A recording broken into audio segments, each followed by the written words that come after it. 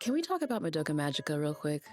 Madoka Magica changed the dynamic of magical girl anime back in 2011 when, in episode 3, there's a major character death. This set a dark tone for the rest of the series and followed through with that premise. Since then, shows like Magical Girl Sight and Wonder Egg Priority ran with the dark magical girl trope. Madoka Magica was a trendsetter of an anime, but how much inspiration did the writers of Wonder Egg Priority really take from the writers of Madoka Magica? While Madoka Magica becomes a thought-provoking, visually stunning think piece on life and death, evil and good, love and hatred and consent, Wonder Egg Priority misses the mark, making suicide and trauma a crutch for a story about evil AI that has way too much going on and not enough reflection at the end. Originally, this video was going to outline what went wrong with the Wonder Egg Priority, with an episodic synopsis, review, and frustrated conclusion at the end, but that formula has been done many times. We all know it went wrong because it tried to do too much, but how could the show have potentially fixed these issues with the second season, or an actual hour-long OVA that isn't 40 minutes of recap? There's one piece of the story that was underutilized that could have tied things together completely. But before we start, here's a quick content warning. This series is dark and doesn't have a happy ending. Despite being a visually stunning piece of media, it does use suicide as a crutch for its story and could be a lot more tasteful with its use of it. If you've gone through the type of trauma that this show outlines, it might not be a good idea to watch this video, but I try my best to make this as easy to digest as possible. It's confusing, it's bloody, it's violent, it's fucked up, but it's really thought-provoking, so sitting down to watch this won't be a waste of time. But first, let's run it back. What was Wonder Egg Priority? Rather than following the big twist on episode 3 rule that Madoka Magica set up, Wonder Egg Priority tells you that it's going to get dark in episode 1. Our protagonist is Ai Oto, a girl who wants to change. She recently lost her best friend and believes that Koito's suicide was her fault. She's lured in by two scientists who convince her to purchase a Wonder Egg, and in return, they'd give her friendship. What they don't tell her is that each of these eggs hatch into other girls who have taken their own lives, and it is Ai's job to protect these girls from their trauma within her dream and help them cross into the afterlife. Ai ends up buying into their scheme, purchasing Wonder Eggs and helping the mysterious Wonder Egg company grow. She meets 3 other girls that fell into the scientist trap: an ex-pop idol named Rika, a level-headed and kind girl named Momoe, and a quiet, mysterious, and mature girl named Nehru. Each of these girls have lost a loved one to suicide, and each of these girls believe that their loved one's deaths were their fault to a certain degree. This becomes the entire reason for the plot to advance, and she becomes the glue that makes the girls' friendship work. But Nehru is different from the other girls. She is driven around in limousines by her assistant. She buys dozens of eggs at a time. She knows what she's doing, and she knows what the scientists are doing too, to a certain extent. She's more advanced, becoming one of Japan's youngest and smartest. She doesn't care about being these girls' friends, and if it weren't for Ai, she would have never tried. Okay, here's the huge spoiler. Nehru was grown by the Wonder Egg Company as a test tube baby, created specifically to be a Wonder Egg fighter, the magical girl in this universe. Her inability to connect with the other girls causes a rift in the friend group, and her newfound friendship with Ai leads her to the conclusion that she doesn't want to be a fighter anymore, but with no other avenue, she decides to run away.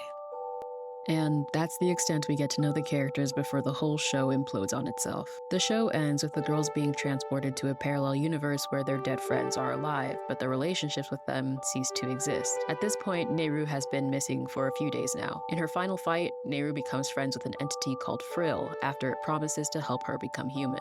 Frill was the first AI test tube baby that the Wonder Egg Company ever made, and the story is really about her, but we'll get into that in a second. In the next scene, Nehru finally calls Ai back, and Ai refuses to answer the phone, throwing it out the window. The series hints at the idea that Nehru had taken her own life in the end, with Ai reverting back to who she was at the beginning by ignoring Nehru's final call for help. Ai regrets not picking up the phone. She transfers to a new school, but the thought of Nehru and her regret about not answering the phone pushes her to go back to the Wonder Egg Company to hatch enough eggs to bring Nehru back. Although it's clear that the anime was trying to end on an episode where the final message was it's not your job to save anyone or someone else's happiness isn't your responsibility, both true statements to a certain extent, what it ends up doing is just erasing 12 episodes of character growth in an instant at the very end of the series, and then it attempts to walk back on its decision in the final 5 minutes.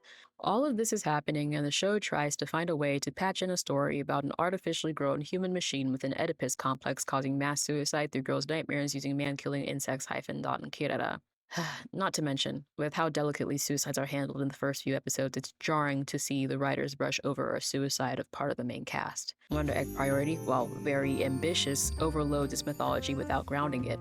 What exactly is the egg world? Is it a dream? Is it purgatory? How much of a hand do the Akkas have in the egg girls and what they do or say? So the stakes are unclear and the emotional payoff doesn't land. In Madoka, once we learn how the magical girl system works, it remains consistent. In Wonder Egg Priority, the rules keep shifting. If we don't understand what the characters are fighting for or against, it becomes harder to care when things go wrong or right. Frill is introduced very late in the series, episode 11, and she's supposedly, episode 11 out of 12, by the way, and she's supposedly the source of all suicides, but that's never deeply explored or explained. Her motivations are vague, and her powers are even more so. Why does she target these specific girls, and what's her goal? Which leads me into my biggest problem with the Wonder Egg Priority. Number one, no matter what theory you try to throw at Wonder Egg Priority, it never ties together all the dots. And number two, the girls are used as commentary on female victims of abuse, but the show can never properly convey to the audience that the men and the corporations in the show are predators. Akka and Uraraka are evil incarnate by profiting off their horrifically failed science experiment through child abuse. Neru's friend Kotobuki literally asks to get rid of her body so that the adult men in power don't prod and poke. You must know, the government will come for my body eventually. I won't let them do that. I don't want adults messing with it. I understand. Then you must also understand what I want you to do.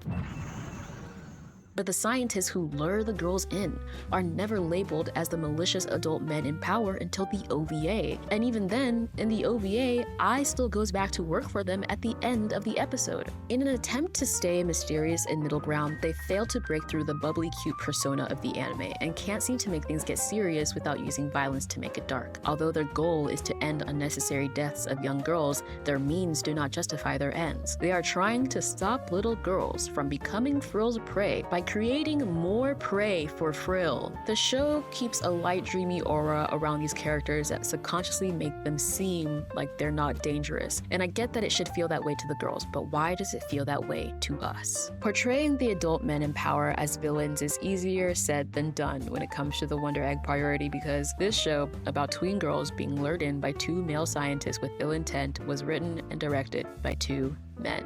But that isn't really uncommon nowadays. Can I talk about Madoka Magica one last time?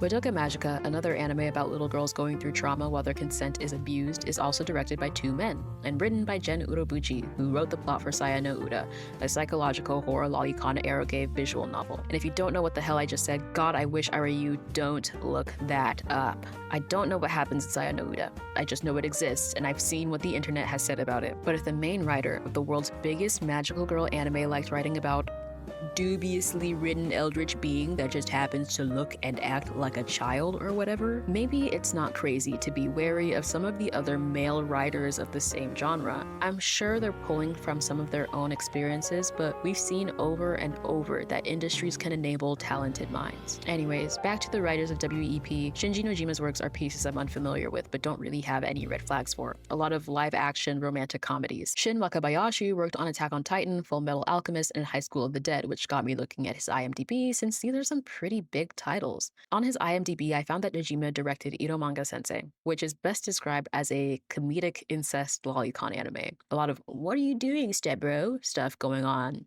And the IMDb Parents Guide provides a warning about the sexualization of minors as young as 12. Long story short, it would probably do numbers on X.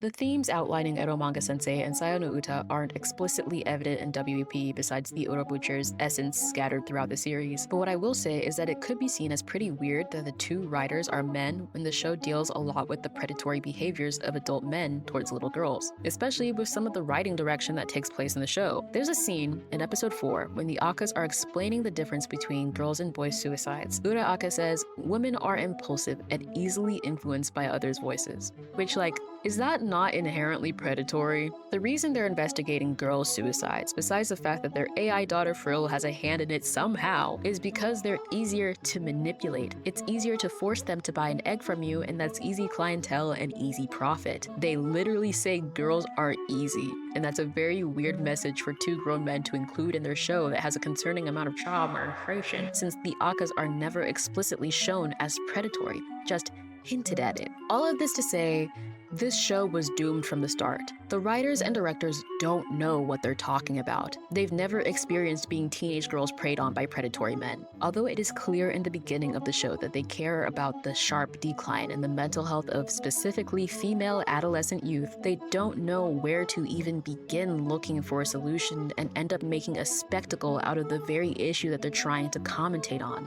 Nehru kills herself at the end of the show, and Ai goes back to her abusers, and then the credits play like nothing happened. These men end up being so tone deaf in their writing. So, back to our original problem. How can we fix this? How can we get past the dreamy aura around these characters without using violence to make the show dark? How would I rewrite Wonder Egg Priority, basically? You're on my YouTube channel, so you're here to hear what I have to say. Because I actually do believe that Wonder Egg Priority is fixable. I think with a second season, or genuinely with just one movie-length OVA, the show could tie all the loose ends together with just one character. And that's Nehru. But I'll tell you exactly how in the next video. I hate doing this to you, but I need more time. Thank you so much for watching. Please stay tuned. I promise I have a point. This is winnable, guys. Trust.